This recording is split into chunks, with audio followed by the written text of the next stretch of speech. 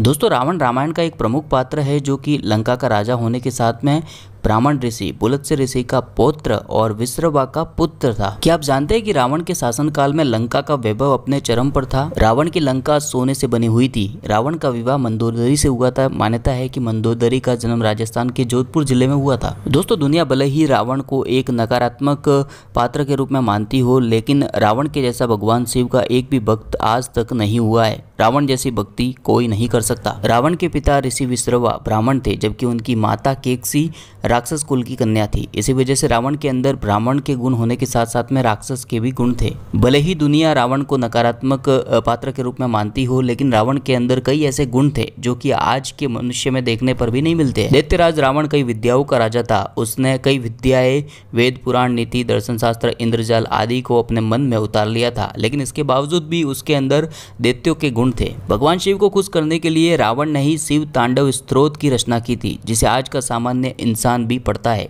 रावण ने कई तंत्र ग्रंथों की भी रचना की। इसके अलावा रावण जो आज के समय में लाल किताब एक ज्योतिष का प्राचीन ग्रंथ है, उसको भी रावण संहिता का ही अंश माना जाता है। कई बुराइयां होने के बावजूद भी रावण के अंदर कई तरह की अच्छाइयां थी जिनको हमें सीखना चाहिए। दोस्तों हर साल हम रावण दहन करते हैं, लेकिन रावण दहन करने के लिए हमारे अंदर भी भगवान श्री राम जैसे गुण होने चाहिए, तभी हम रावण को मार सकते हैं। राजनीति का ज्ञाता। जब रावण मृत्युशैया पर पड़ा था तब राम ने लक्ष्मण को राजनीति का ज्ञान लेने के लिए रावण के पास में भेजा। लक्ष्मण रावण के सिर की ओर बैठ गए। तब रावण ने कहा, सीखने के लिए सिर की तरफ नहीं पैरों की तरफ बैठना चाहिए। रावण एक अच्छा शासक भी था। रावण ने असंगठित राक्षस समाज को एकत्रित करके उनके कल्याण के लिए कई कार्य भी किए।